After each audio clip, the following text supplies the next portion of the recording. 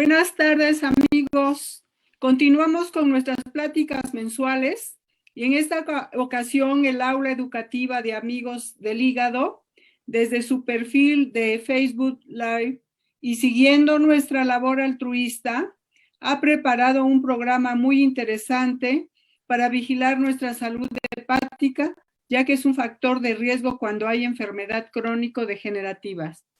El tema es cuidados al paciente con hepatitis autoinmune.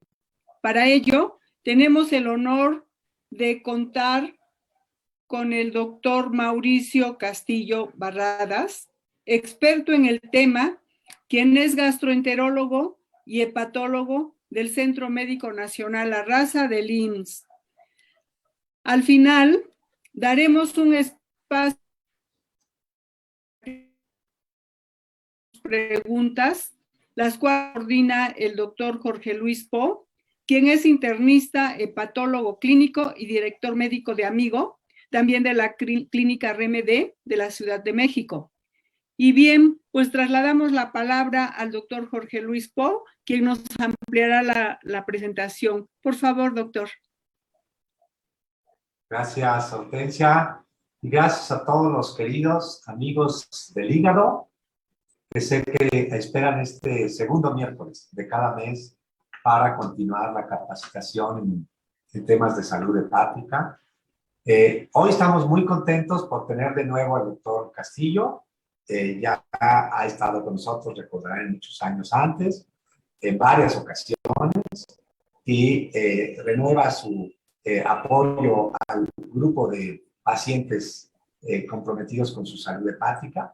Yo quisiera, Mauricio, antes de iniciar formalmente la charla, que nos platicaras un poco, tal vez los primeros 3 minutos, ¿por qué decidiste dedicarte a la gastroenterología y a la hepatología? ¿Cuál fue el motor o quién te inspiró para hacer este cambio y no dedicarte a la cardiología o a la ginecología?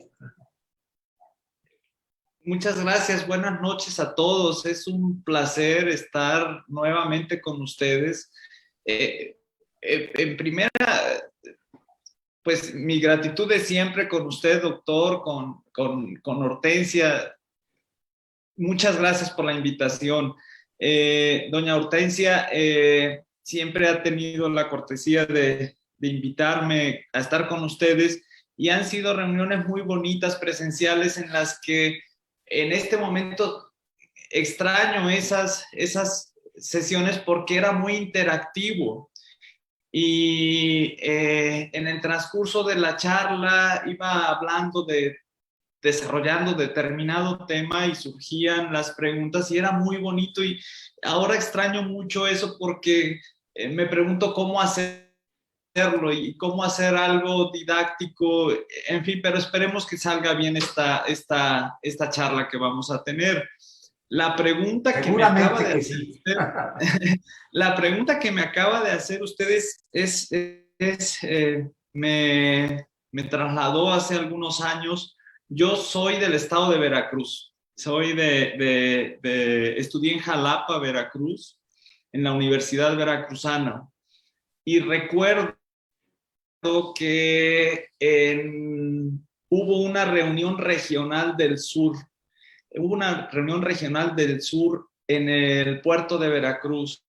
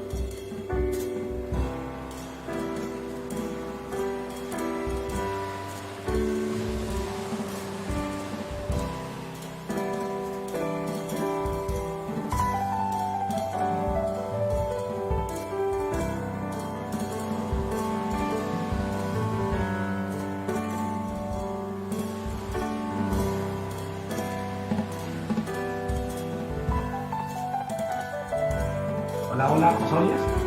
Ok, en teoría volvemos a entrar. ¿Volvemos a entrar? Ahorita investigar. Va de nuevo, Frida, Hortensia.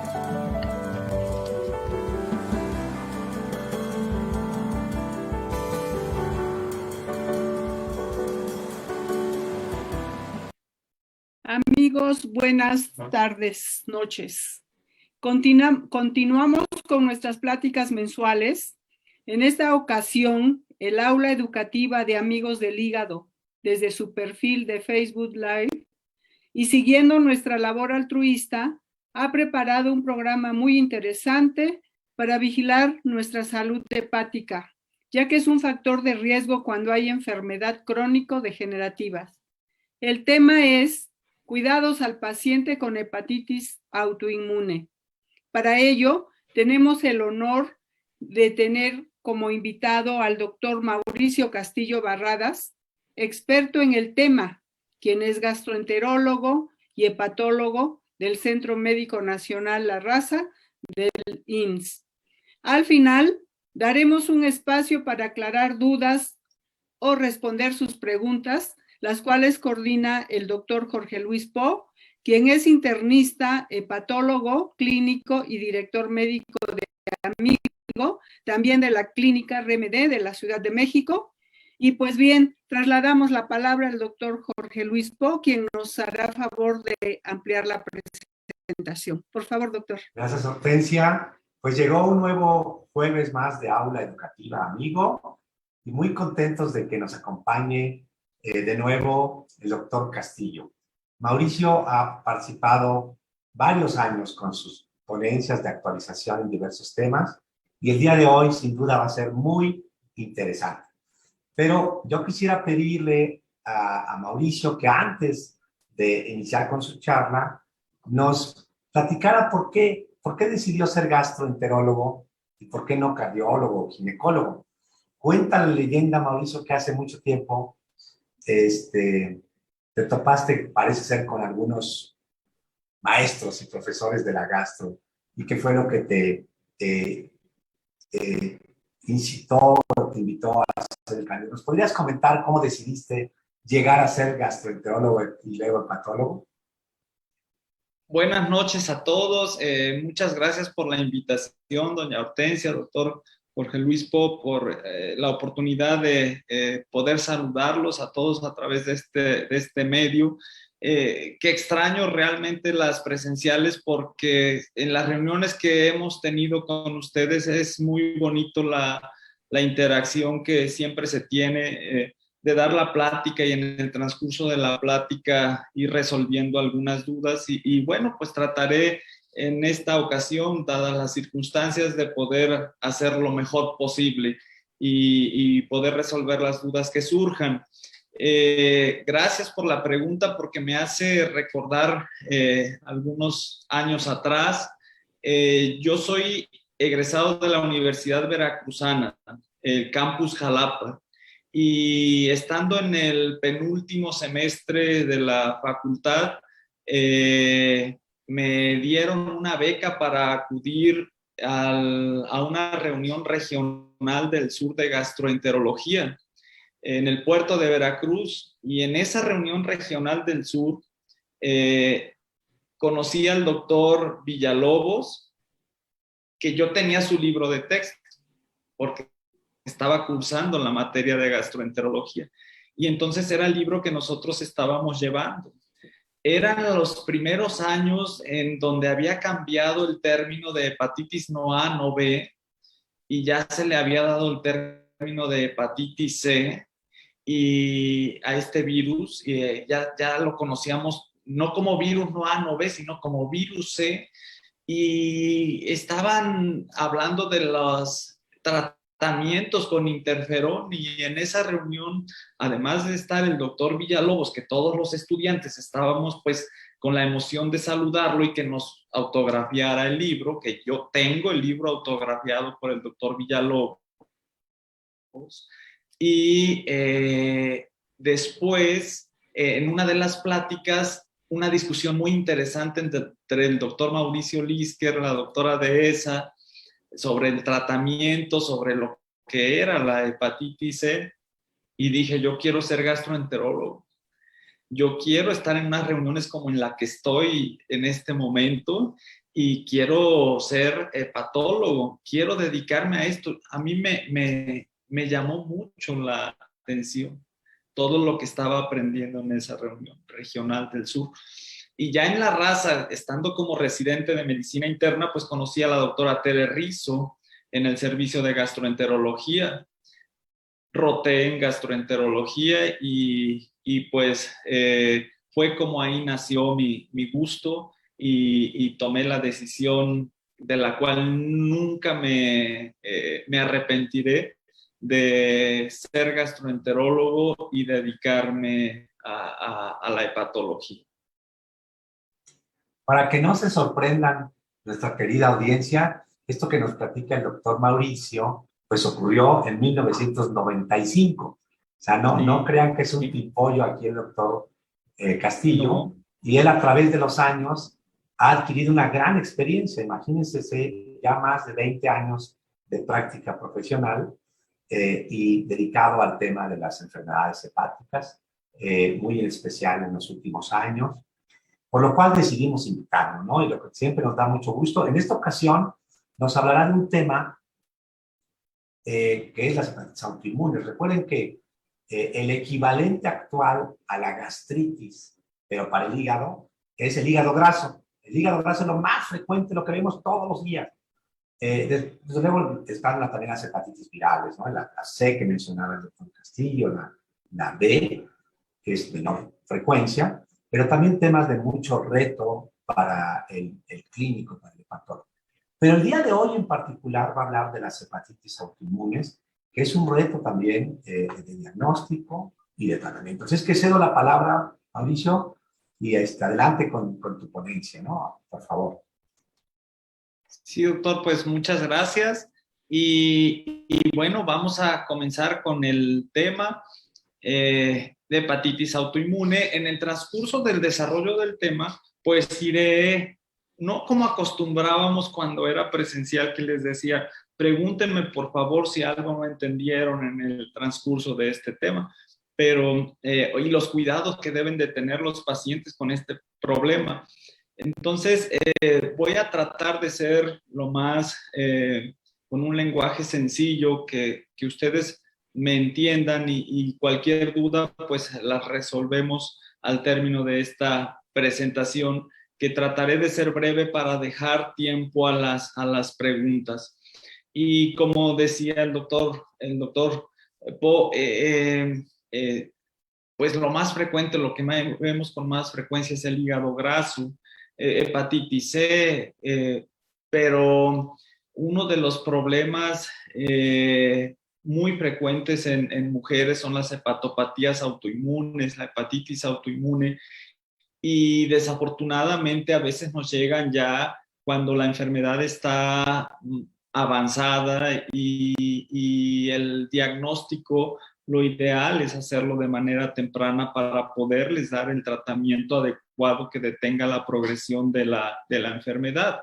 Entonces, entrando en el tema, pues la agenda que voy a llevar es la definición, la epidemiología, un poco de historia de este problema, la fisiopatología, las características de la enfermedad, tanto clínicas, bioquímicas e histológicas, y el tratamiento. Todo esto enfocado para ustedes. Espero ser claro en la transmisión del mensaje, del conocimiento, y por supuesto iré mencionando algunos de los retos o cuidados que ustedes deben de tener de las personas que tengan este problema de hepatitis autoinmune. Por definición, hepatitis autoinmune dice así, términos médicos: enfermedad que se caracteriza por presencia de hepatitis de interfase, infiltración linfoplasmocítica en una biopsia hepática, que se caracteriza por elevación de inmunoglobulinas y autoanticuerpos. Y van a decir, ¿y eso pues qué es? ¿Qué me dijo el doctor? En términos sencillos, miren, Esta imagen que ustedes ven aquí en la esquinita es el hígado, es una biopsia del hígado, donde se observa las células del hígado que se llaman hepatocitos. Los hepatocitos son como los obreros. Imagínense que el hígado es como una gran fábrica, un gran laboratorio, y sus trabajadores se llaman hepatocitos, son estas células que se observan aquí. Entonces, cuando el hígado se inflama el hígado, le decimos hepatitis. El término hepatitis significa inflamación del hígado. ¿Pero qué lo inflama? Lo puede inflamar el consumo de alcohol, lo puede inflamar virus de hepatitis A, B, C, D, E, lo puede inflamar algunos medicamentos, lo puede inflamar el depósito de grasa, pero en el caso particular, cuando decimos hepatitis autoinmune, ¿qué es lo que inflama al hígado? Pues lo inflaman nuestros mecanismos de defensa. Esos mecanismos de defensa que se supone que están para defendernos, que se supone que están para combatir algún agente infeccioso que llega a nuestro cuerpo, por alguna razón que voy a mencionar más adelante, esos soldaditos van y se depositan aquí en el hígado y lo inflaman y lo comienzan a lastimar. Y el hígado dice, oye, pero pues si yo soy tuyo, ¿por qué me estás dañando? Pues algo pasó con esos soldaditos, es como una revolución, están rebeldes y van y se depositan en el hígado y lo comienzan a inflamar. Y esa inflamación pues destruye a los obreros, los lastima. Entonces los obreros ya no trabajan como deben de trabajar porque están lastimados, tienen miedo porque estos soldados están atacándolos, comienza a disminuir su función y comienzan a tener cicatrices ese hígado y bueno, puede llegar hasta la cirrosis hepática. ¿Y cómo voy a hacer el diagnóstico de este problema? ¿Cómo diferenciar una hepatitis autoinmune de las otras causas de hepatitis virales, alcohol? ¿Cómo diferenciarlo? Pues cuando un paciente llega con nosotros, hacemos un interrogatorio que somos como detectives, tenemos que investigar de manera meticulosa si el paciente ha consumido algún medicamento, si el paciente ha tomado alcohol, tiene algún factor de riesgo para hepatitis virales, en fin, ustedes se han sometido a este tipo de interrogatorios por parte del médico y a veces tenemos que acudir al familiar del paciente para que nos diga alguna otra información que el paciente no nos esté diciendo. Podemos hacer exámenes de sangre en donde una característica por definición de la hepatitis autoinmune que ustedes ven aquí, hipergamaglobulinemia, esta elevación de inmunoglobulinas son finalmente los anticuerpos que todos tenemos, pero aquí se elevan. O sea, se elevan esos anticuerpos para atacar al hígado y provocarle inflamación. Entonces, eso es lo que es una hepatitis autoinmune, una inflamación del hígado provocada por daño de los mecanismos de defensa que atacan al hígado, de nuestros propios mecanismos de defensa que atacan al hígado. Si ven aquí en esta gráfica, van a ver que son las mujeres las que más se afectan. Y tenemos aquí en esta gráfica por grupo de edad. Entonces, pueden observar que la edad donde ocurre con mayor frecuencia esta hepatitis, esta inflamación del hígado es arriba de los 45 años, ¿sí? Y que es más frecuente en mujeres. En azul se observan las mujeres, en azul claro y en azul oscuro se observan los hombres. Vean cómo es mucho más frecuente en mujeres que en hombres. ¿Por qué es más frecuente en mujeres? Porque intervienen muchos otros factores genéticos, factores hormonales, factores ambientales, en fin. Desafortunadamente, este problema afecta más a mujeres. Como sabemos, muchas de las enfermedades autoinmunes o casi todas las enfermedades autoinmunes afectan más a mujeres que a hombres y esto es por cuestiones genéticas y hormonales. Entonces, se tiene que tener ciertas alteraciones genéticas que nos predispongan al desarrollo de hepatitis autoinmune, que a veces se mide si un paciente tiene esta predisposición genética o no. Antes a las hepatitis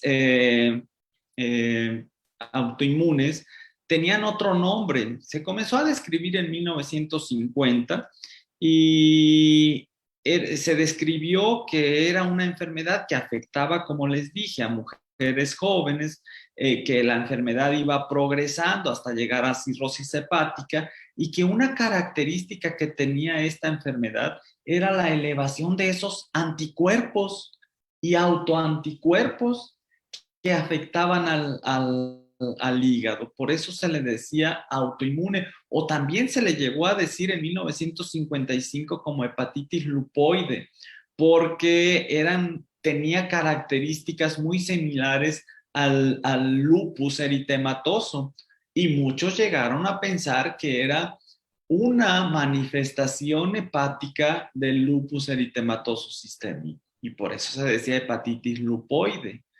Eso es parte de la historia. Ya en 1966 se le dio el nombre ya de hepatitis autoinmune para diferenciarlo de las otras formas de hepatitis.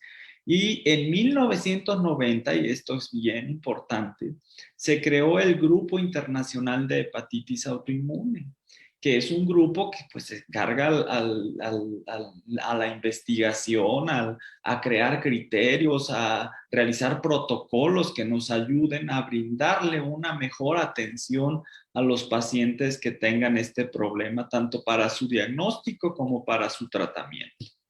Y en esta gráfica que van a decir ustedes, ¿cómo voy a entender eso? Se ve muy complejo. Bueno, pues sí es complejo, pero voy a tratar de hacerlo sencillo. Miren, esto que estoy señalando aquí son las células del hígado, son los hepatocitos, son los obreros. Entonces vemos aquí cómo existen las diferentes células, los diferentes soldados que tenemos todos los seres humanos y que nos ayudan a defendernos de las infecciones. Entonces, estos soldaditos, por alguna razón, supongamos que alguien tenga una infección por alguna bacteria, por algún virus, se desencadenan, se activan estas células y van y atacan y destruyen al agente infeccioso. Pero algo pasa en el cuerpo.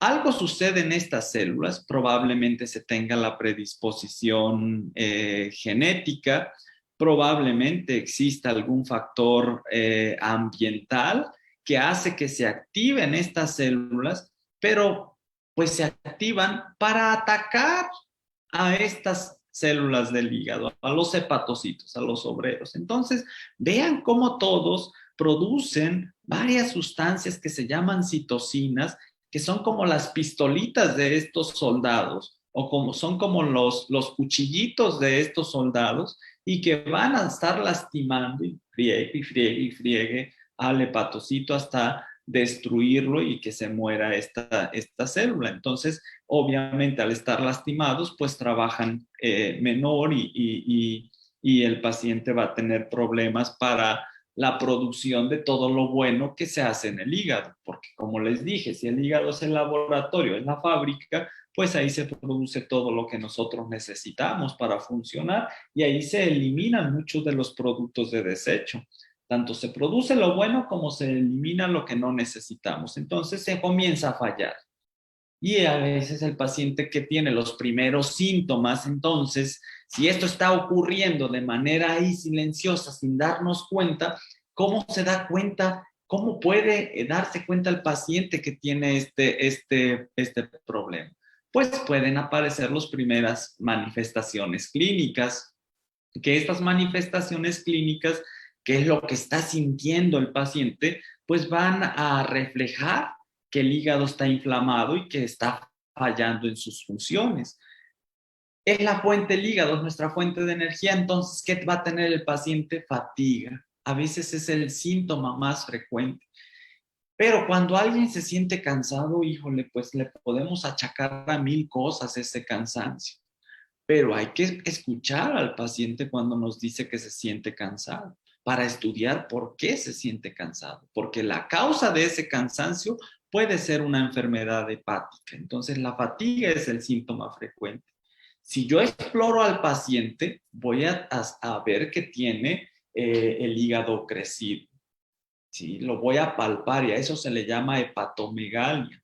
A veces el mismo paciente nos dice, doctor, es que siento algo pesado, no es un dolor intenso, pero siento un disconfort, una molestia en el lado derecho y que me molesta y bueno, habrá que diferenciar con otras causas de esas molestias, ¿no? No todo es hígado, también es verdad.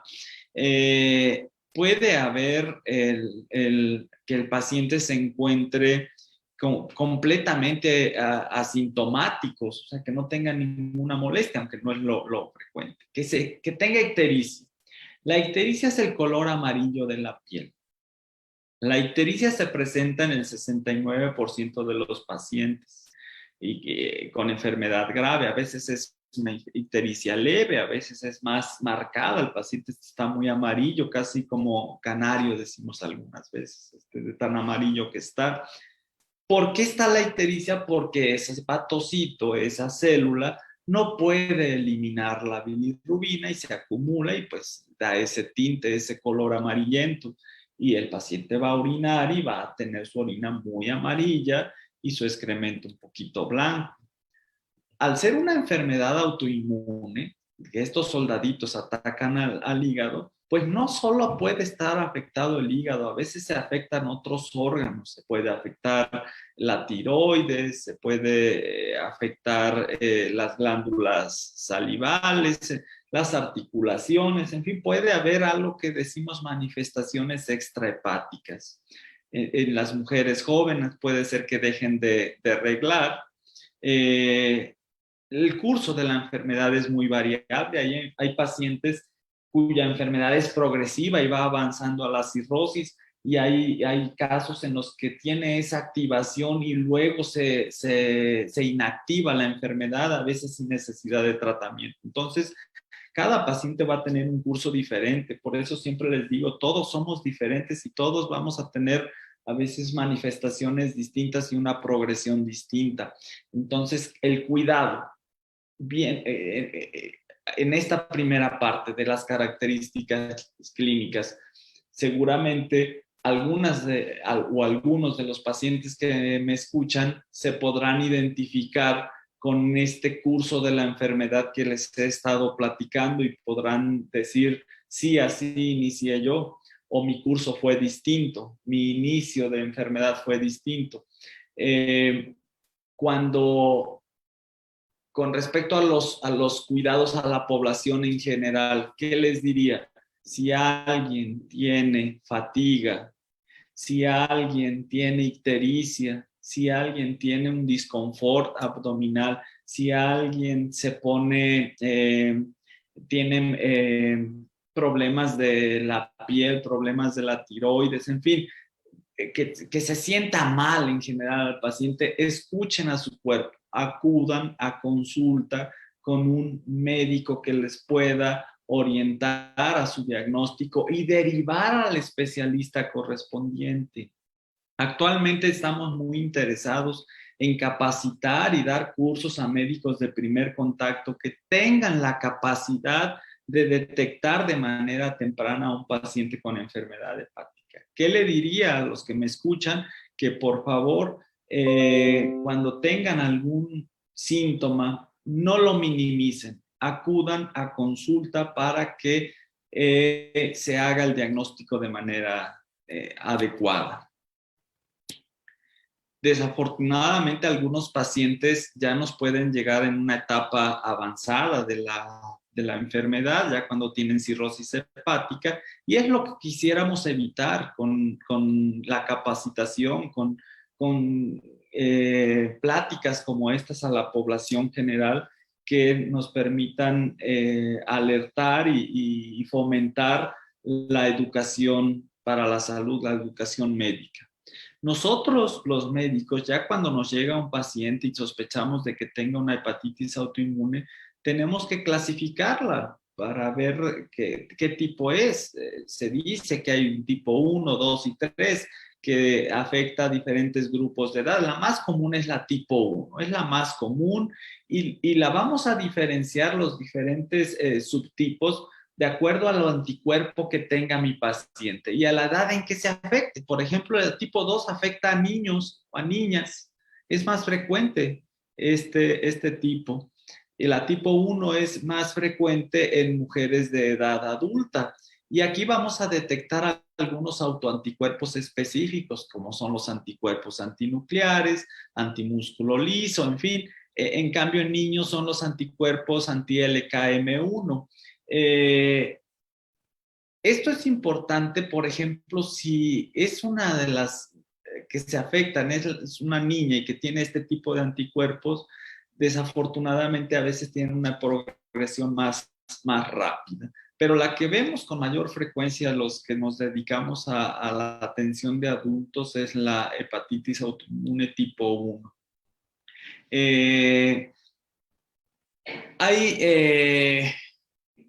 La enfermedad autoinmune puede tener un curso, como les dije, progresivo, que puede llegar hasta la cirrosis hepática con todas las complicaciones de la cirrosis hepática, hemorragia varicial, ascitis, encefalopatía hepática, pero también es un factor de riesgo para el desarrollo de carcinoma hepatocelular.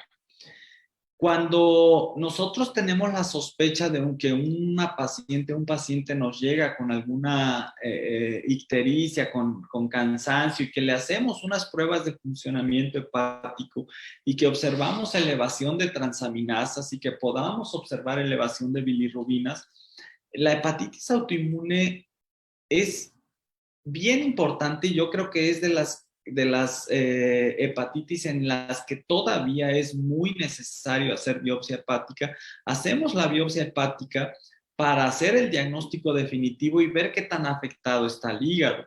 Observen ustedes estas imágenes en donde estas que estoy señalando son los hepatocitos, las obreros del hígado, y todo esto que ven aquí como puntitos más oscuros, son células inflamatorias, son células soldaditos, son células que están inflamando y dañando a los hepatocitos, ¿sí? Entonces, este tipo de hepatitis que nosotros le llamamos de interfase es característico de hepatitis autoinmune. Nosotros los médicos hacemos escalas y vemos a ver qué puntaje tiene mi paciente para que cumpla estos criterios de hepatitis autoinmune. Si tiene elevación de inmunoglobulinas, las transaminasas que están elevadas, los autoanticuerpos. Esto es bien importante. Cuando tenemos la sospecha de que mi paciente tenga hepatitis autoinmune, le pedimos determinación de autoanticuerpos, anticuerpos antinucleares, antimúsculo liso, anti-LKM1, y estos nos van a ayudar a hacer el diagnóstico, nos van a orientar. Esto es como seguir un caminito poco a poco, hasta que tengo el diagnóstico y puedo dar el tratamiento. En esta etapa en la que el paciente pues se siente muy mal, se siente cansado, tiene ictericia, tiene su orina muy amarilla, o puede tener algunas otras manifestaciones fuera del hígado, pues nosotros tenemos que hacer el diagnóstico lo más pronto posible para poder dar el tratamiento y que nuestro paciente se sienta mucho mejor. Hacemos determinación de inmunoglobulinas, en fin. Y el objetivo es que al dar el tratamiento, al hacer el diagnóstico de certeza, iniciemos con el tratamiento. Iniciemos con un tratamiento que nos permita que el paciente entre en remisión y prevenir la progresión de la enfermedad. ¿Qué es esto de entrar en remisión? Entrar en remisión y que prevenir la progresión es que esos soldaditos dejen de estar lastimando y dañando a los obreros del hígado, a los hepatocitos, que ya no lo estén lastimando, a ver inmunoglobulinas, a ver autoanticuerpos, a ver soldaditos, no dañen al hígado, que es tuyo, ¿va? Por favor, dejen de estarlo lastimando, y eso se logra con ciertos medicamentos que se llaman inmunosupresores. Les voy a utilizar un término y espero no se molesten conmigo por ese término que voy a utilizar. Es como atontar a los soldaditos, es darles un estate quieto, ya deja de estar molestando al hígado con estos medicamentos. Y con eso vamos a entrar al paciente, ya se desinflama su hígado, comienza a funcionar mucho mejor. Y aquí algo importante de los cuidados. Por favor, cuando sigan las instrucciones de su médico en cuanto al esquema de tratamiento. Son esquemas de tratamiento inmunosupresores que deben de ser dosis muy precisas, lo deben de tomar al horario que su médico les diga, y se debe de ir suspendiendo de manera paulatina los esteroides, la prednisona, porque la prednisona es uno de los medicamentos que damos para el tratamiento. Nosotros, cuando iniciamos el tratamiento, le llamamos inducción. Inducción con medicamentos inmunosupresores, como les decía, la prednisona y la azatioprina, que los vamos disminuyendo la dosis de prednisona de manera paulatina. Poco a poco vamos bajando esta dosis. Por favor, no lo suspendan ustedes, no hagan cambio ustedes en sus dosis de prednisona o de azatioprina. Esto es labor de nosotros. Entonces, ¿qué cuidados deben de tener? Seguir las instrucciones de disminuir la dosis de acuerdo a lo que su médico les vaya diciendo. Esto nos va a quitar la inflamación del hígado y va a mantener a los anticuerpos, a los soldaditos, los va a mantener quietos, que no sigan dañando al hígado. Entonces, pacientes que tienen persistencia de elevación de las transaminasas, la elevación de transaminasas, las transaminasas son unas sustancias que están dentro del hepatocito, dentro del obrero. Cuando el hepatocito se daña, se lastima, esas transaminasas salen a la circulación y nosotros las podemos medir, esas transaminasas. Entonces, las transaminasas son un marcador importante de daño en el hígado y nos indican qué paciente puede tener una recaída. Hay veces que el paciente va muy bien, una respuesta muy bien, y de repente recae y otra vez se elevan las transaminasas. Entonces, hay que estar muy atentos, nosotros como médicos para detectarlo, y ustedes como pacientes, cuando tengan síntomas, si ya tienen la enfermedad y tienen síntomas que nos hacen sospechar de una recaída, acudir de inmediato para que nosotros hagamos el ajuste de sus tratamientos de manera adecuada. El tratamiento generalmente lo dejamos por 3 años. Al paciente ya está bien, ya está todo va marchando perfecto, el paciente está en remisión, el paciente está con la enfermedad inactiva, pero es importante dejarlo por lo menos 3 años para evitar recaídas.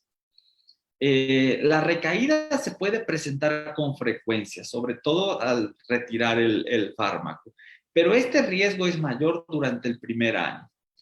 Y la recaída, ¿cómo la voy a definir? La recaída se define por la elevación de transaminasas, más de 3 veces el límite superior normal, y esta elevación de inmunoglobulinas, este anticuerpo, este autoanticuerpo IgG. Entonces, ahí lo vamos a detectar. El monitoreo, cada cuánto los vamos a ver a los pacientes que tengan enfermedad autoinmune. De manera inicial, debemos de mantener una vigilancia estrecha, citándolo al paciente cada 4 semanas, cada mes. Y posteriormente lo podemos realizar al paciente cada 2, 3 meses, todo dependiendo de la evolución en la que vaya teniendo nuestro paciente. Pero cuando hacemos el diagnóstico, y que le iniciamos el tratamiento inmunosupresor, es muy importante para nosotros ver las reacciones adversas del medicamento que pudiera tener. Es muy importante ver cómo está respondiendo mi paciente. Por lo tanto, las primeras veces es probable que los tengamos que ver muy seguido, cada semana, cada 15 días. Y una vez que estemos seguros que todo marcha bien, pues ya les iremos espaciando la consulta. El tratamiento inmunosupresor.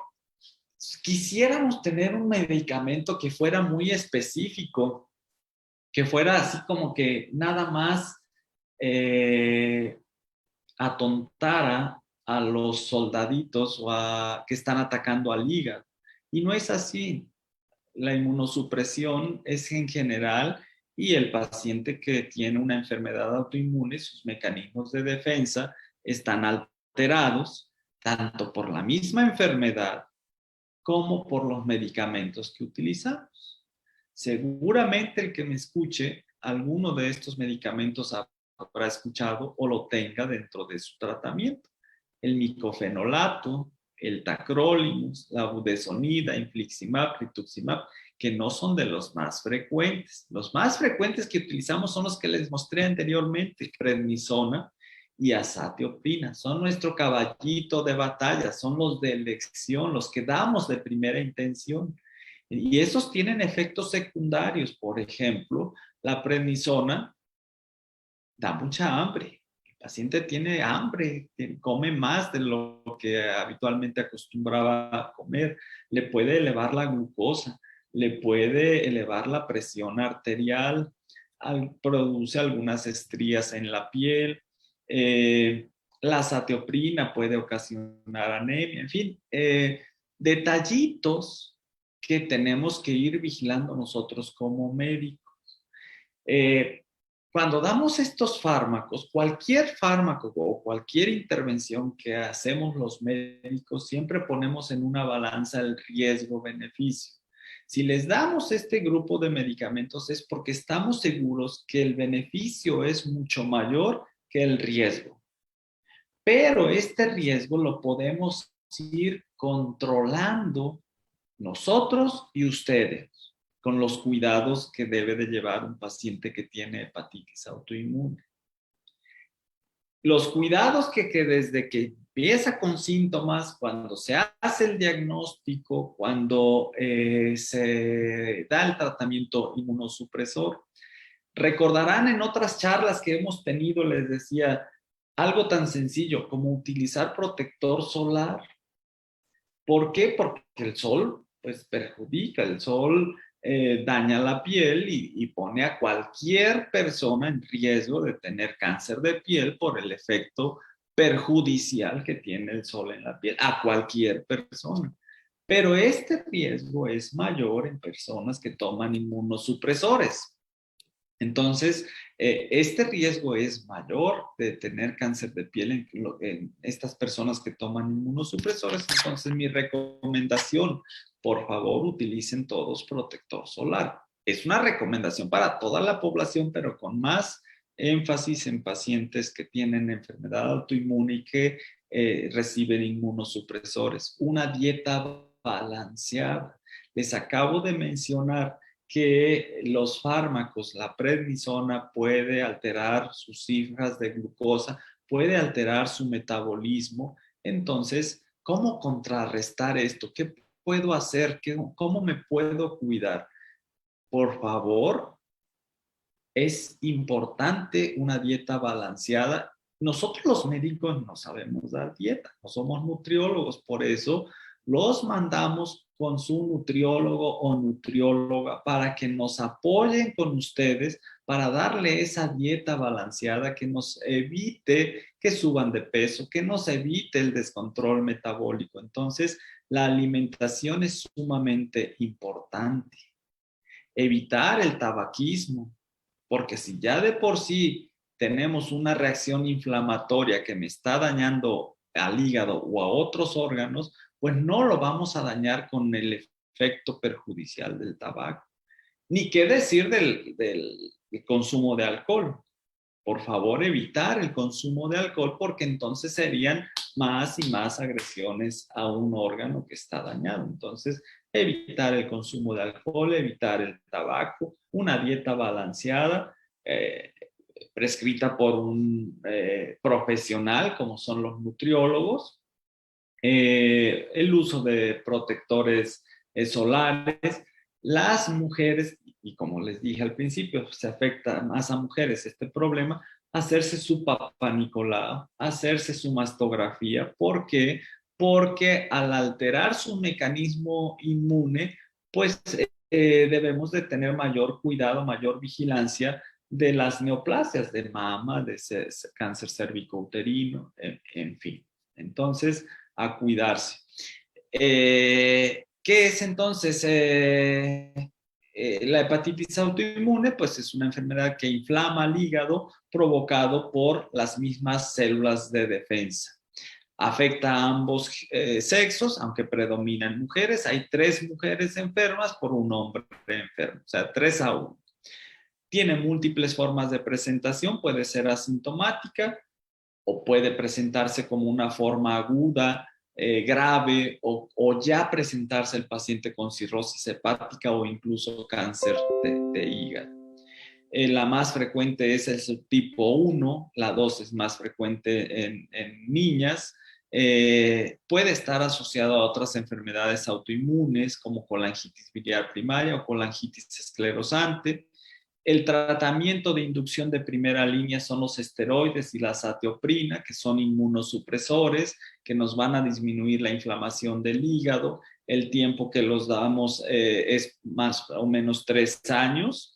Y tenemos otras opciones de tratamiento para aquellos que no responden.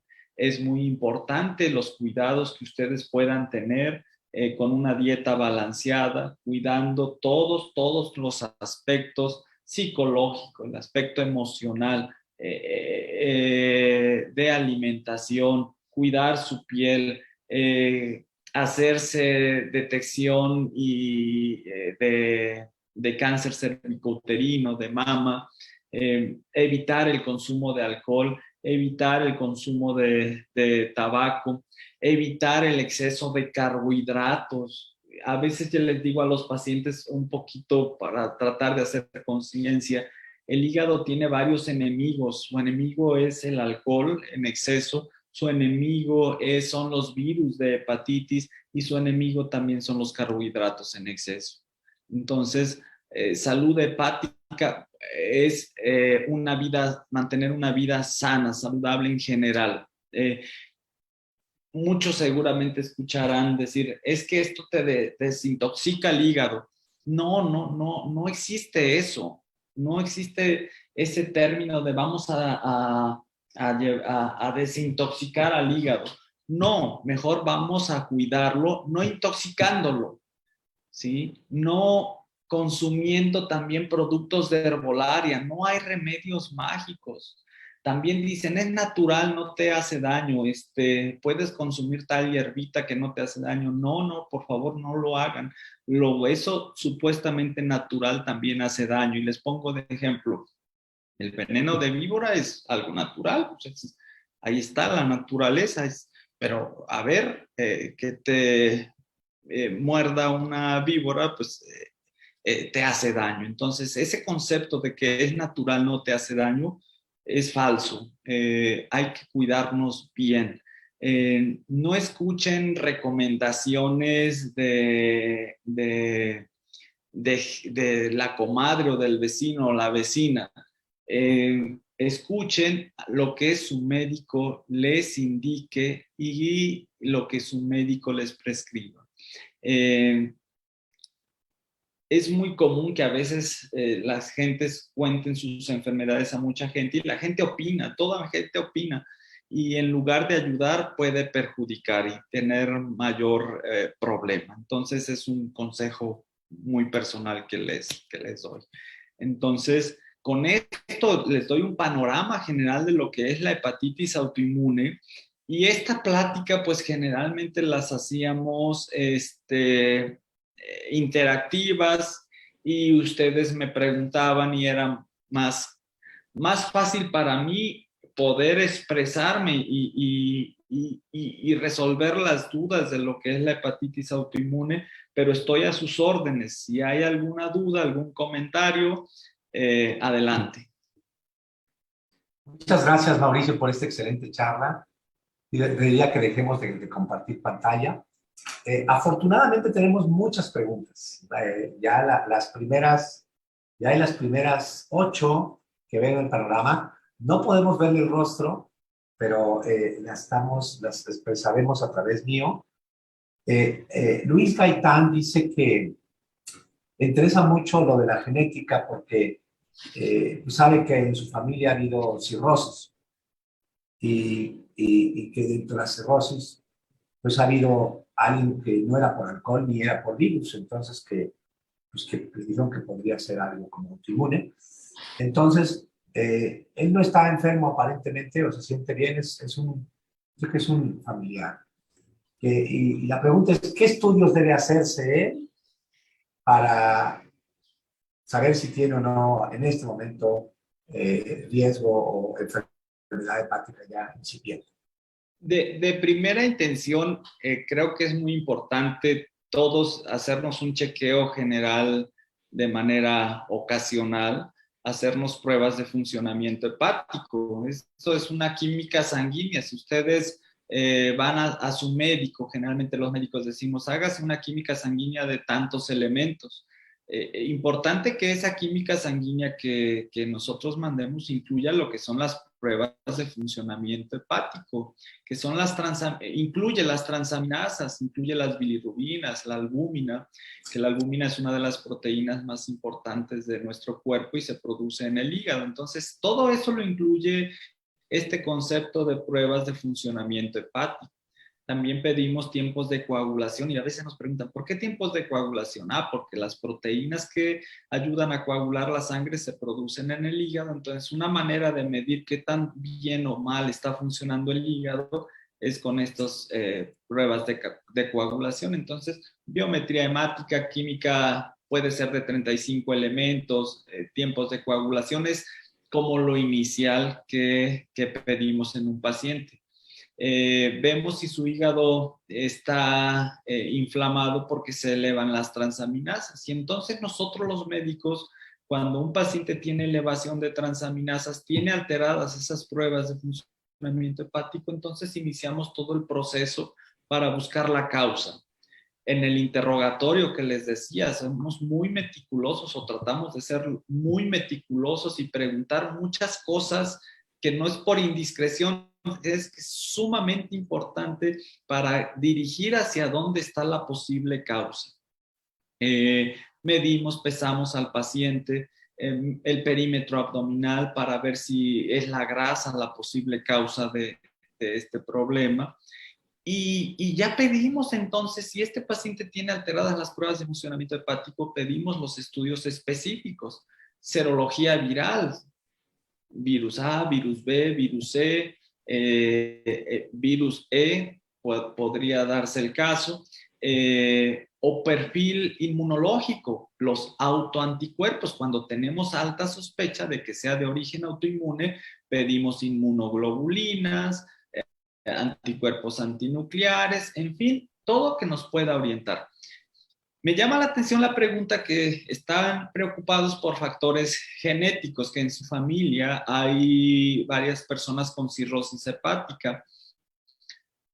Actualmente yo les digo a veces a los pacientes o a los residentes, esto es como una pandemia, la otra pandemia, y la otra pandemia es el hígado graso, porque y está por publicarse un estudio en el que participamos varios hospitales del país, en donde se ha visto cómo ha cambiado la etiología de la cirrosis. Una de las principales causas de cirrosis actualmente es el hígado graso. Y esto tiene un componente genético, tiene un componente familiar del síndrome metabólico que ocasiona hígado graso y este hígado graso progresar a la cirrosis. Yo pensaría por ahí la posible etiología, porque si les dije también en la plática que la hepatitis autoinmune tiene un componente genético, pero no en todo se expresa. podrás tener la información genética, están ahí tus genes de tus, pero no se expresan. En cambio, los de obesidad, diabetes, hígado graso, esos pueden ser que se expresen con mayor facilidad porque le agregamos el factor ambiental, lo que estamos comiendo, el exceso de carbohidratos. Entonces, esos son los estudios iniciales que nosotros podemos hacer y el diagnóstico, la orientación diagnóstica va a ser muy distinta dependiendo de lo que nosotros encontremos en esos exámenes y lo que nuestro paciente nos diga en el interrogatorio.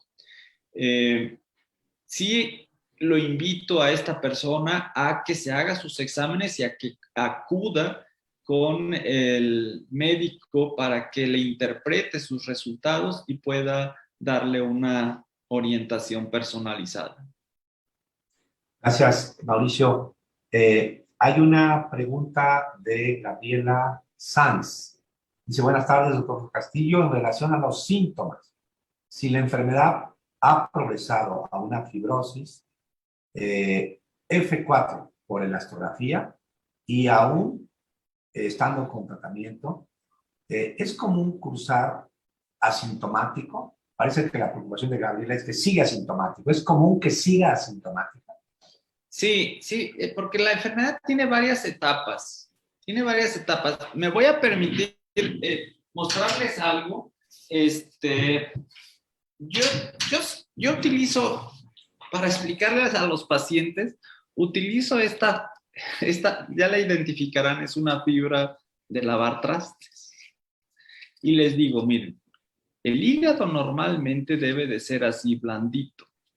Es un hígado sano, como una esponja. ¿Quién no conoce el hígado de res o de pollo? Y es así nuestro hígado.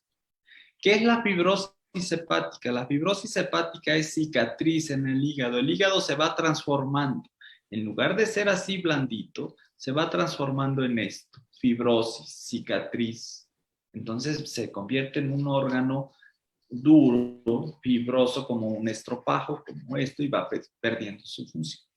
Tenemos varios grados de fibrosis. F1, F es de fibrosis. F1, F2, F3, F4. F4 ya es cirrosis. Le decimos, cuando es F2 es fibrosis significativa. F3 es fibrosis avanzada. F4 ya es cirrosis hepática. Pero en estas etapas, el paciente puede estar asintomático, ¿sí? Incluso con cirrosis hepática. Con cirrosis hepática el paciente puede no tener síntomas porque la cirrosis hepática tiene una etapa que llamamos compensada, en donde su hígado, a pesar de tener cirrosis, su hígado sigue funcionando de manera adecuada. Está funcionando todavía bien. No tiene ninguna complicación, no tiene hemorragia varicial, no tiene ascitis, no tiene encefalopatía. Este periodo de compensado puede durar en promedio de 10 a 12 años. Indicó que este periodo pueda ser mayor con los cuidados que tenemos que tener y ustedes ayudándonos, por favor, no solo lo que yo les diga, sino lo que ustedes, por favor, también hagan. Y formamos equipos multidisciplinarios en donde, insisto, y vuelvo a lo que dije, el nutriólogo es sumamente importante. Algunos medicamentos que utilizamos. Ya cuando el paciente entra en una etapa de descompensación, es ya cuando aparece la ascitis, la encefalopatía, la hemorragia por varices esofágicas y pues obviamente el paciente se siente mal. Aparece ictericia. Esta etapa la llamamos de descompensación y por supuesto que está sintomático el paciente. Entonces son varias etapas. El término de cirrosis es fuerte. Cuando le decimos a alguien tiene cirrosis, se nos espanta mucho y le da mucho miedo y por supuesto que lo entendemos. Pero es importante que sepan que la cirrosis hepática la podemos controlar y la podemos controlar bastante bien y que el paciente esté en esta etapa compensada el mayor tiempo posible. ¿Qué hacer de primera intención? Quitar el agresor. Si tienes consumo de alcohol, pues tendrás que dejar de consumir alcohol. Si tienes virus de hepatitis, te curaré el virus de hepatitis. Si tienes hígado graso, por síndrome, por disfunción metabólica, pues te tendré que atender esa situación y tendrás que bajar de peso con dieta y ejercicio, y utilizaré algunos medicamentos que me ayuden al control de este problema. En fin, quitar la causa como piedra angular del manejo. Yo agregaría a Gabriela que nos ha tocado algunos pacientes que son, sobre todo los F3, F4 que están en fibrosis temprana, que a veces gracias al buen tratamiento pueden incluso regresar de su fibrosis avanzada y nunca sintieron síntomas. Entonces es una buena noticia de que ella esté sin síntomas y ojalá sí siga por muchísimos años. Mauro Domínguez pregunta que si la predisposición genética a la enfermedad autoinmune puede prevalecer aún después del trasplante de hígado. Sí. Hay pacientes que tienen hepatitis autoinmune, que tienen otra enfermedad autoinmune que se llama colangitis biliar primaria y que se trasplantan y les va muy bien su hígado perfecto, pero pueden tener recurrencia de la enfermedad y hacer que aparezca nuevamente hepatitis autoinmune o colangitis biliar primaria. Entonces nosotros los médicos tenemos que estar muy atentos, vigilando este aspecto, porque en cualquier momento puede ser que haya recurrencia de la enfermedad original. Sí, tristemente ocurre así y por eso se requiere esta vigilancia que bien menciona. Malena Quintero pregunta si tiene la misma acción Daflazacort y la prednisona. Mencionó, perdón doctor, lo dejé de escuchar un segundo. Que si tiene, dice Malena Quintero, ¿tiene la misma acción el Daflazacort y la prednisona? Bueno, son medicamentos inmunosupresores, son medicamentos que ayudan a quitar la inflamación del hígado cuando es de origen autoinmune. El que utilizamos con mayor frecuencia es la prednisona y la combinamos con la azatioprina. Pero si por alguna razón su médico le prescribe el Daflazacort, es porque él encontró algún motivo en su caso que le ayudaría más el Daflazacort por algún motivo. Si por algo le dio ese medicamento es porque es lo mejor seguramente para usted. Son medicamentos similares en su mecanismo de acción. Yo completaría para Malena Quintero que se tiene la idea de que el Daflazacort podría ser menos tóxico que la prednisona. Y esto sobre todo en nuestros colegas inmunólogos o reumatólogos que lo han utilizado en artritis reumatoide, sobre todo en algunas variantes de lupus, ¿no? Sin embargo, en el caso, por ejemplo, de asma, que algunos tienen asma crónica, el Daflazacort es menos potente que la prednisona. Y yo diría que en general los hepatólogos utilizamos más la prednisona, en general. Y yo diría que depende un poco de la intensidad de la dosis, el que tengan o no efectos secundarios, ¿no? Daisy Braulio Ramírez pregunta que en un paciente con hepatitis autoinmune que ya tiene 1 año de tratamiento, que si puede consumir medicamentos que no son de patente, o sea, la azatioprina, la prednisona, el Ursofan, pero que no son de patente. O sea, el genérico, supongo. Genéricos, exacto. Sí, sin problema. O sea, la azatioprina no es necesario que utilicen el nombre más común que utilizamos algunos, ¿no? Siempre y cuando sean autorizados, vamos. Genéricos, azatioprina, genérico, prednisona, no hay problema. Esto lo vivimos todos los días los médicos del Seguro Social, que de repente nos dan la marca original, voy a llamarlo así, marca original, o de repente tenemos el genérico y pues no pasa mayor. Sí, de hecho yo les completo también que independientemente que en México está el seguro y el ISSSTE que tienen que buscar los medicamentos de mejor calidad-precio, en Canadá el 90% de la población se medica con genéricos. Y algo muy parecido ocurre en Francia y en España. En Estados Unidos el cálculo del uso de genéricos no es tan bajo, ¿eh? Es alrededor del 62% de uso de genéricos. De manera que los genéricos fuera de los del doctor Simio, digo Simi, Sí, sí. fuera de esta marca, que generalmente decimos que no estamos convencidos de que hayan hecho las pruebas correctas de genérico intercambiable, las otras ofertas de genéricos creo que son buenas y se pueden sustituir sin problema, ¿no? Javier Molina dice, ¿el hígado cirrótico per se daña con el tiempo o se puede recuperar?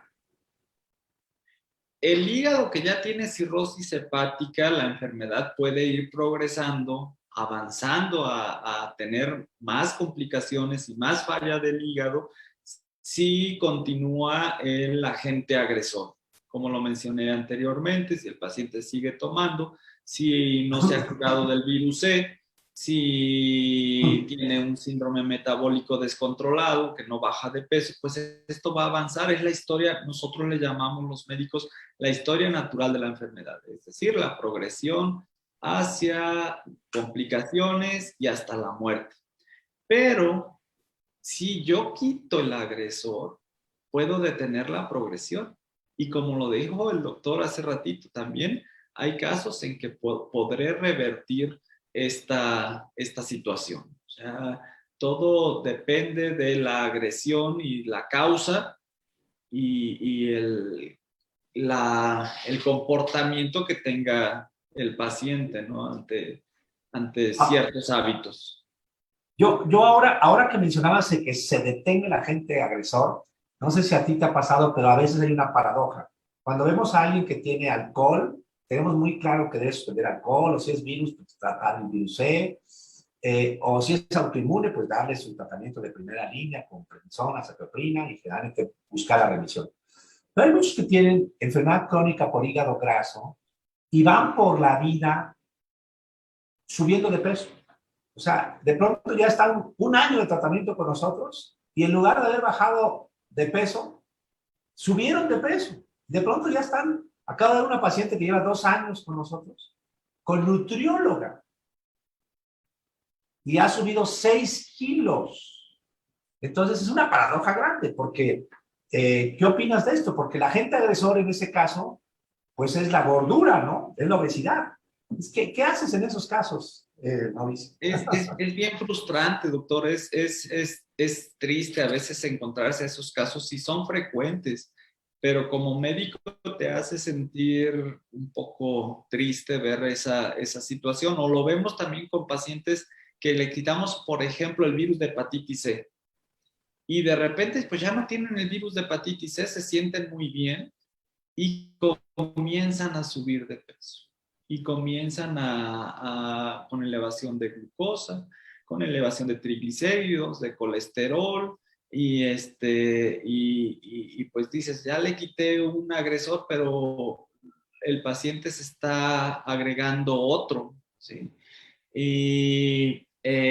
O aquellos pacientes que también son trasplantados y ya tuvieron la dicha de tener un órgano nuevo, y comienzan también a subir y subir y subir y subir de peso, y entonces ese hígado se daña. Entonces, el manejo de esto es complejo, porque sí es un equipo multidisciplinario, nutriólogo, psicólogo, psiquiatra, que nos ayude a identificar algo que esté pasando en este paciente que lo esté llevando a esa autoagresión con ese aumento de peso.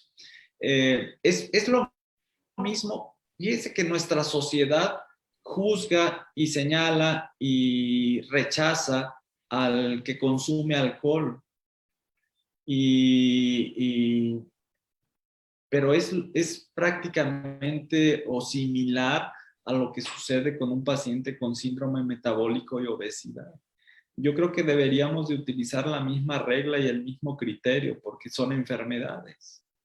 Entonces, y apoyarnos con otros especialistas que nos ayuden a controlar esto. Cuando digo otros, Me refiero a psicólogos o psiquiatras que nos ayuden a ver qué está pasando para que este paciente no se autolastime con este comportamiento. Sin duda un gran reto porque sale a relucir por el doctor Castillo de que puede haber incluso enfermedad autoinmune y además hígado graso. O sea, Sí. pueden estar coincidiendo, entonces no hay que perder la línea de que me trato mi enfermedad autoinmune, pero también me tengo que cuidar de no caer en hígado graso o daño por alcohol, ¿no? Tenemos todavía 3 preguntas, por lo que creo que conviene irnos rápido, pero Carlos tiene una pregunta muy interesante. Carlos CG, es los apellidos. Dice, gracias por la plática. En cuanto a la recomendación de vacunas para influenza, neumococo, COVID, ¿se pueden hacer sin riesgo para los pacientes con hepatitis autoinmune? Sí, por favor, vacúnense, por favor. En broma les digo que cuál es la contraindicación para no vacunarse, es que no tengan brazo. Y si no tienen brazo, tienen pompa. Entonces, por favor, no hay contraindicación para no vacunarse. Por favor, vacúnense todos.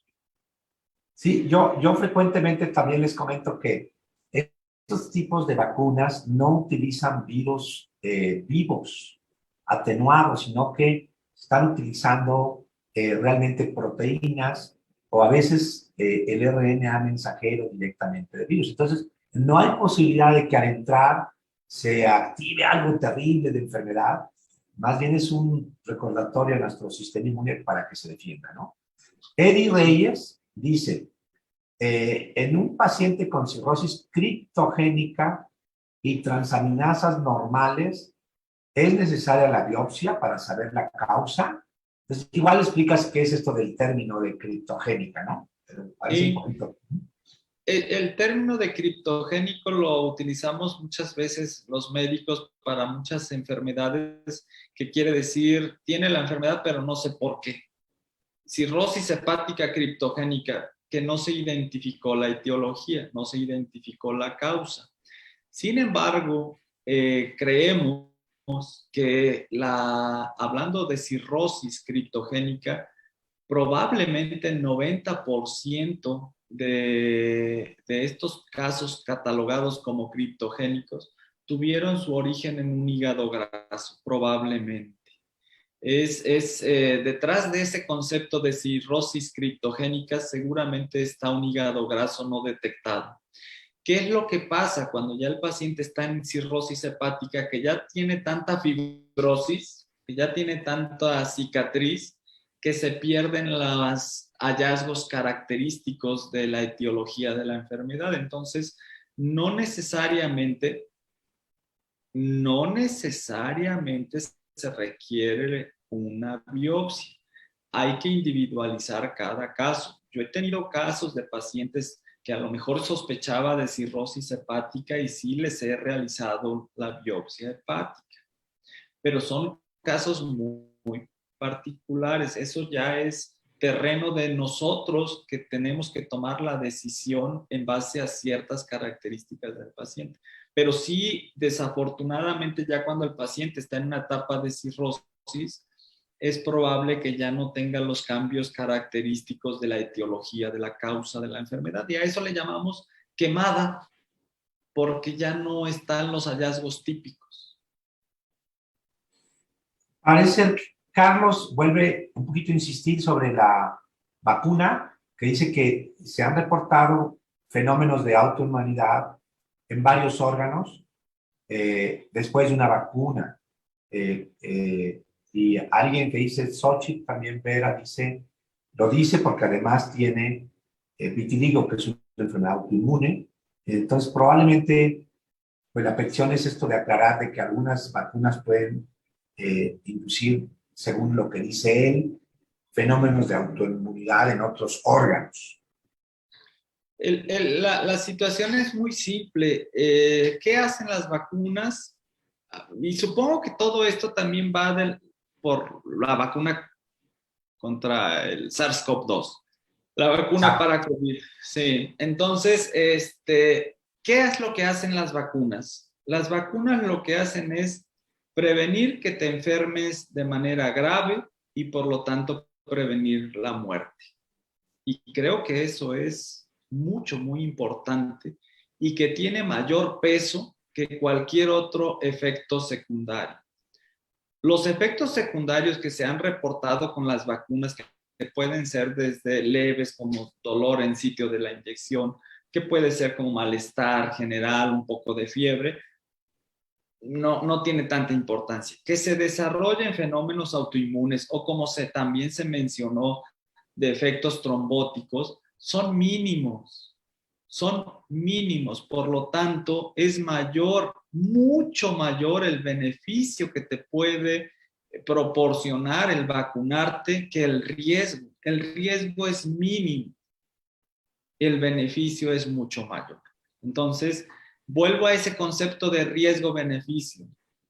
El riesgo se queda muy abajo y el beneficio muy alto. ¿Cuál es el beneficio? Te puede prevenir la muerte. ¿Qué mayor beneficio que prevenirte la muerte? Sin duda, sin duda. Hay un reto para todos los médicos y a todos los comunicadores en salud que desgraciadamente hay un grupo de antivacunas, la gente que tiene pues estos pensamientos antivacunas desgraciadamente tienen argumentos. No sería el tema de esta charla, pero yo también insistiría como el doctor Mauricio de que enfoquemos más al beneficio que al riesgo y las evidencias son abrumadoras del beneficio, sin duda. Hay una pregunta que no vi completa, pero dice, debuté hace, es Malena Quintero también, debuté hace 2 años con síndrome de Sjögren. A ver si puede enviar otro mensajito. Hay 2 felicitaciones de Patti Alemán, también de Norma Batifresa. Tuve por ahí, dice Lilian Ruiz Díaz, ¿podría referir sobre los dolores en articulaciones, por favor? ¿Y cómo manejar esa parte de la enfermedad? Bueno, dolores articulares. Las enfermedades autoinmunes a veces no vienen solas, a veces vienen acompañadas.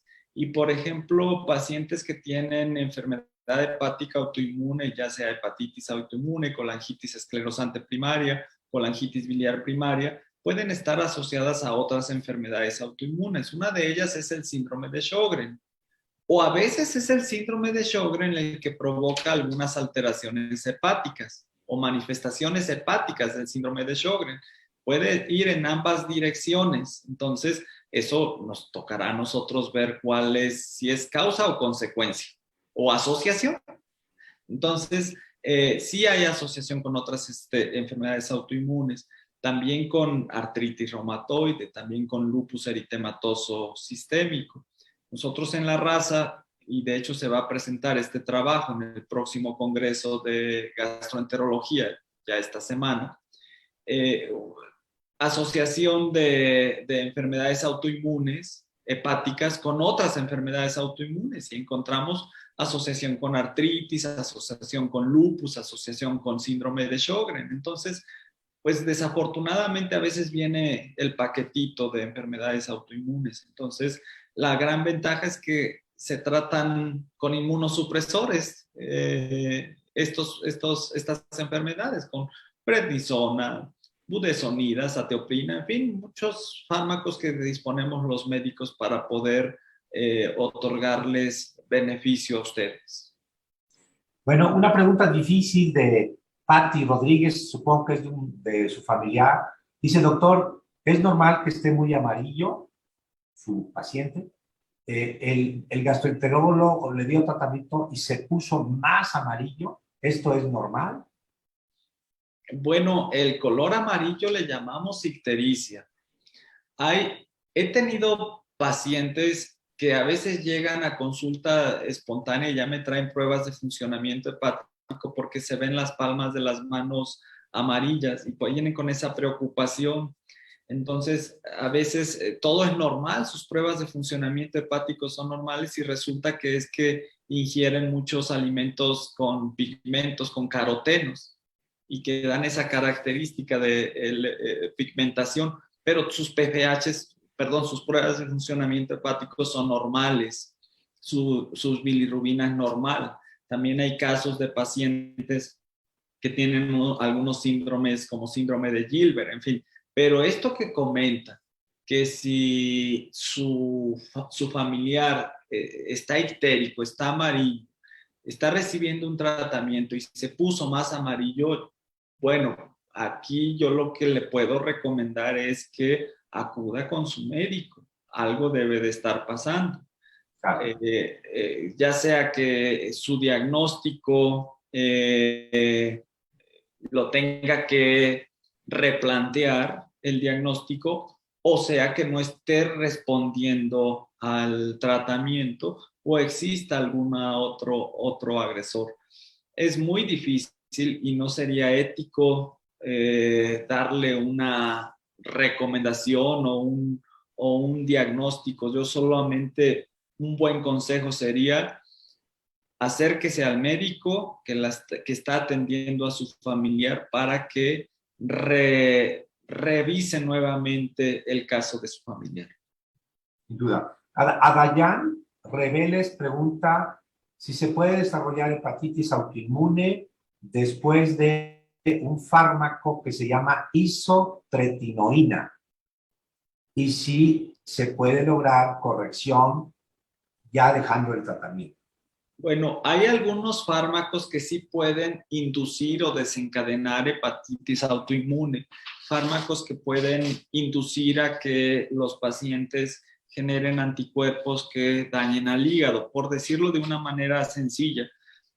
Pero hay fármacos que son hepatotóxicos, que ya sabemos los médicos que son hepatotóxicos y que cuando vamos a recetar algún fármaco conocido que es hepatotóxico, hacemos pruebas de funcionamiento hepático antes del inicio y durante el seguimiento para estar seguros que no le va a ocasionar daño. Entonces, es probable que de lo que me está comentando sea más por una hepatotoxicidad por el fármaco.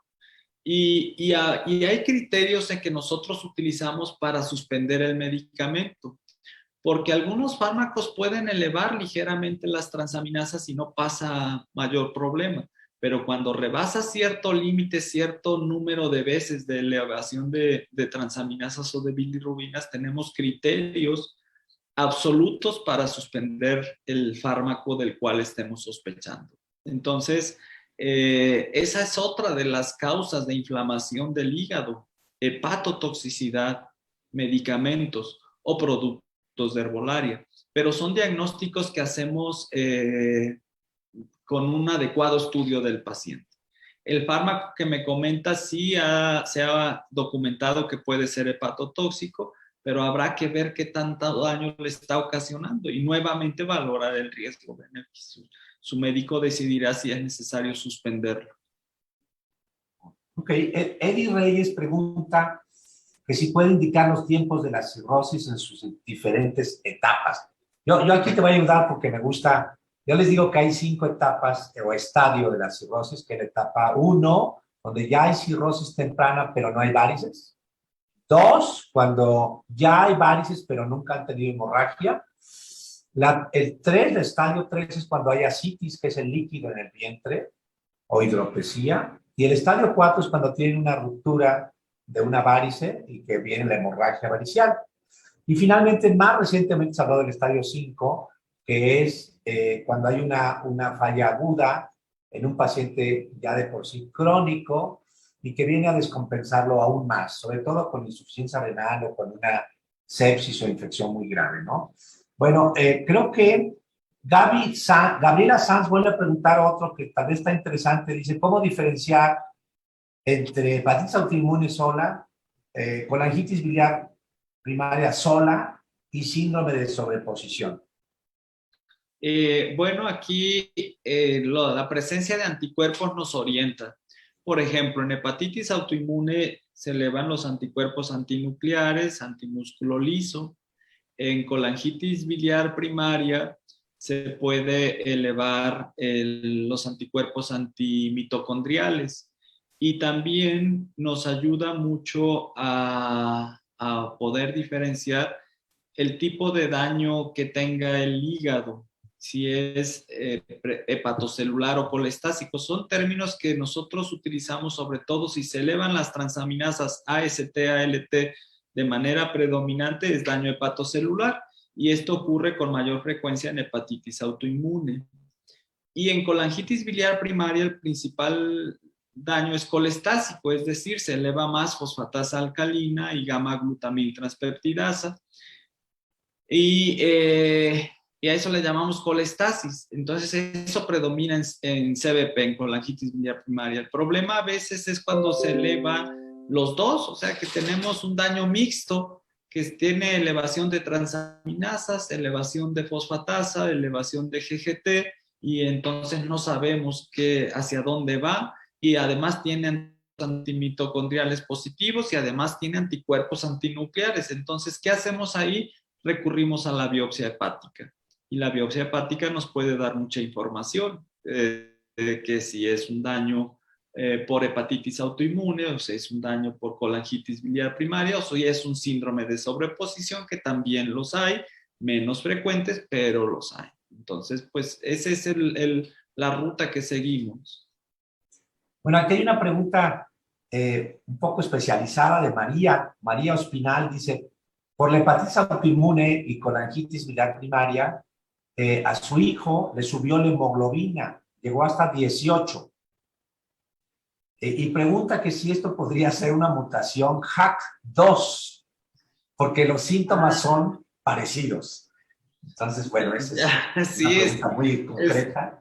Claro, y además porque está metiéndose en el área de la hematología por síndromes mieloproliferativos que pueden estar asociados a ciertas mutaciones. Es interesante, pero no podría darle un diagnóstico así de certeza. Probablemente esta elevación que tenga, esta policitemia que tiene su familiar, debe de ser estudiada de manera independiente o por un hematólogo, pero me refiero a que a lo mejor no tenga asociación con la hepatopatía autoinmune. Finalmente tenemos pacientes que pueden tener múltiples enfermedades, y aquí puede darse el caso de que sí tenga algún problema mieloproliferativo y hepatopatía autoinmune. Sí, sin entrar en polémica o querer solucionar el caso clínico, porque ahí es cuando decimos esto no es una consulta directa. Yo diría que la causa más frecuente, en mi opinión, de que suba la hemoglobina a 18 es o ser fumador o tener problemas de obesidad. De pronto hay algo que se llama hipoxia, que disminuye el oxígeno de la sangre, el cuerpo empieza a producir muchos glóbulos rojos. Pero totalmente de acuerdo con el doctor Castillo de que de pronto sí tenemos que tener el apoyo de un colega, en este caso un hematólogo, ¿no? Para que nos ayude. Y hay algunos que de plano tienen necesidad de que les hagan una sangría, porque de pronto les sube los glóbulos rojos a 19 y podría haber una sangre muy espesa con riesgo de trombosis, ¿no? Y aquí, doctor, algo que está mencionando que es también muy importante, es de que hay enfermedades hepáticas, enfermedad sistémica, porque no solo se afecta al hígado, que se caracteriza por daño hepático y elevación de glóbulos rojos, y eso se llama hemocromatosis, que esa es una enfermedad que sí tiene un componente genético bien demostrado y que parte del diagnóstico es búsqueda de este gen, y el tratamiento es distinto. Entonces habrá que replantear eso si su familiar no tiene una hemocromatosis. Pero por favor, no es solamente estoy tratando de dar una opinión, pero no un diagnóstico. Pues afortunadamente hay varios agradecimientos, comentarios adicionales. Tal vez cerraríamos, veo que hay otros 3, pero bueno, para poder hacer una respuesta optimista, Eduardo Muñoz pregunta que si es correcto llamarle remisión cuando él lleva más de 1 año y medio con indicadores hepáticos normales. Bueno, lo que más utilizamos o de manera muy sencilla son medir las pruebas de funcionamiento hepático, transaminasas, siendo muy estrictos para decir que el paciente está en remisión. También tendría que tener una biopsia hepática en donde demuestre que ya no hay ese infiltrado inflamatorio y ese daño hepático. Si me dice que lleva 1 año con transaminasas, quiero suponer que a eso se refiere, transaminasas normales, eso es muy bueno, eso va por buen camino. Sin embargo, el tratamiento lo tenemos que dejar mínimo 3 años y que tengamos la seguridad de que todo esté normal durante ese tiempo para comenzar a pensar en quitar su tratamiento inmunosupresor. En el sentido estricto se necesitaría la biopsia. No siempre la hacemos. La verdad, para una segunda biopsia para decir que está en remisión, no siempre la hacemos porque hay algunos estudios que dicen que la remisión bioquímica, es decir, normalización de transaminasas, se correlaciona con la remisión histológica. Sí, yo agregaría que también en mi experiencia es excelente noticia que esté con transaminasas normales, claramente es el término para remisión bioquímica, pero claro, para la remisión histológica sería la biopsia. Entonces, creo que en estos casos, después de un periodo de estabilidad del tratamiento, según las publicaciones, ha sido de 1 a 3 años en tratamiento estable, se puede intentar reducción de dosis e incluso dejarlo sin prednisona y solo con azathioprina. Hay gente que dice, no, ya le quiero quitar todo.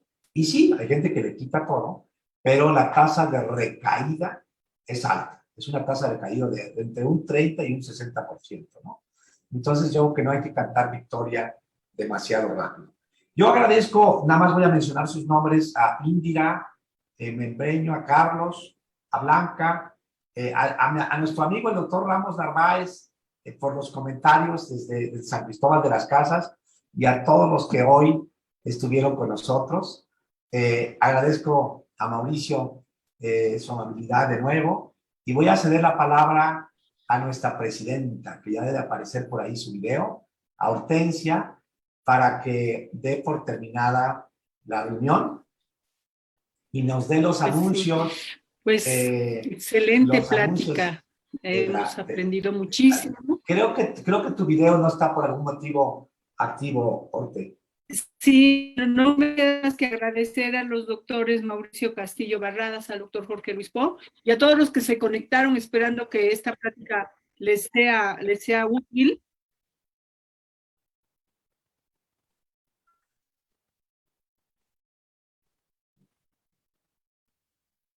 Por lo que detecto aquí está en rojo, quiere decir que tiene ¿Ya mala...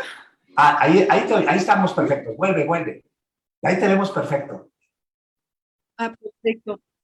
Decía yo que esta excelente plática, no nos queda más que agradecer al doctor Mauricio Castillo Barradas, al doctor Jorge Luis Po, y a todos los que se conectaron esperando que esta plática les sea útil para cuidar su salud hepática, y los que ya hay enfermedad, pues seguir las indicaciones de sus médicos, ¿verdad?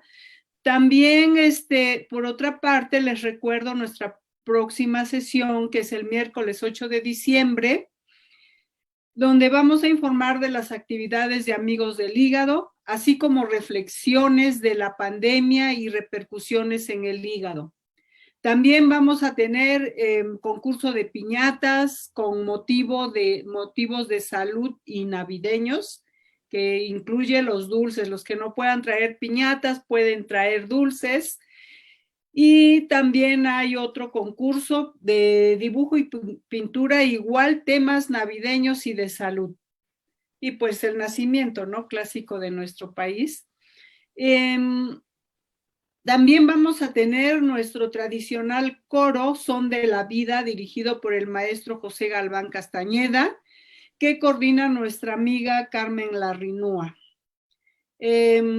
Posteriormente les hacemos llegar las bases del concurso, y como ustedes ya saben, Las piñatas serán donadas a la Asociación Luz de Vida, Pro Ayuda a Niños con Cáncer. Y no se les olvide, por favor, visitar nuestra página web www.amigo.com. Y nuevamente, gracias doctores, gracias a todos los que se conectaron. Buenas noches. Buenas noches, muchas gracias doctor, muchas gracias doña Hortensia, un saludo a todos, se les extraña mucho a todos y bueno, si no nos vemos ya, les deseo una feliz Navidad, un mucho mejor año y que todos sigamos bendecidos con salud sobre todo. Gracias. Muchas gracias, Mauricio. Muchas gracias. Muchas gracias. Buenas noches. Buenas noches.